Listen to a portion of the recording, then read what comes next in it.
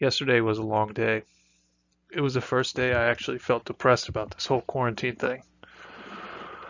So far, we've been financially blessed and able to spend lots of time together, but the gravity of the situation has begun to really weigh on me.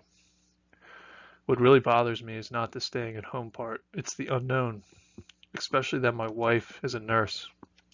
She told me they're down to one N95 mask per person for indefinite use and that they cover them with cloth to stop large particles, and then they clean that cloth. It's really a sad state of affairs. In addition, some of the staff at the hospital are having to be quarantined because they were exposed to an infected person who came in with their spouse, and they were under investigation for possibly being having COVID-19, but they didn't disclose it. They went on to infect a 60-year-old nurse, and hopefully she makes it through.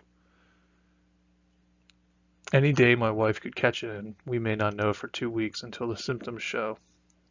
It's just hard, but I'll keep making the most out of every day. Yesterday I worked on my technical analysis videos and did laundry. We played outside a bit, and my daughter and dog had to get baths because it was so muddy from the last 2 days of rain. Today it's pretty sunny, and I write this as I take a quick break from work. It's really nice when it's sunny. I've been working on the back patio from my laptop, so I get lots of sun and hear the birds, and my daughter can play in the yard while I'm working. And it's days like this that make it all feel okay. The sun is so warm, it's like the summer, and when the clouds come, it gets cold quick.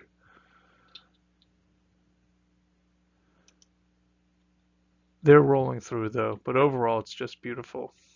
The trees are blooming, flowers are everywhere, and in the garden the seeds are starting to sprout. Perhaps I'll grill today. I saw today that there was a rebound in cases in South Korea, which is really bad news, and that Trump is extending the soft lockdown until April 30th. I do really worry about crime coming soon. So many people have lost their jobs and are destitute. At what point will they no longer be able to afford food? $1,200 one-time payment isn't going to be enough, and we need more guidance from our leaders, but sadly there is none. Today I ordered another goji bush, 25 bare root strawberry plants and 5 raspberry plants from Burpee. They should be here in a few days and I'll plant them. I also planted a bunch of flowers for butterflies and hummingbirds and a cherry tomato plant. The new news today is that Governor Larry Hogan announced Maryland will be under a stay-at-home directive as of 8 p.m. today, and that no one can leave their home unless it's for an essential job, such as obtaining food or medicine. Any person who violates the order is subject to misdemeanor charges of up to $5,000 fine and 1 year in jail. No out-of-state travel unless absolutely necessary, and anyone coming in should self-quarantine for 14 days. He also asked that no one use any mode of public transportation. He said, "We are no longer asking or suggesting people stay home, we're directing them to do so." Which is pretty sad.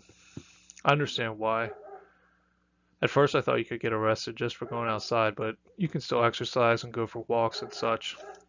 But people really aren't listening. I saw Virginia is on lockdown till June 10th. Regardless, I doubt that at the end of April we'll be through this thing fully. I think it'll be longer than 30 days. But like I said, we'll continue to make the most out of it all and enjoy every day. Keep planting vegetables in the garden, learn new skills, spend time with family. I mean, what else could you possibly want from life? So God bless and hope you all are okay.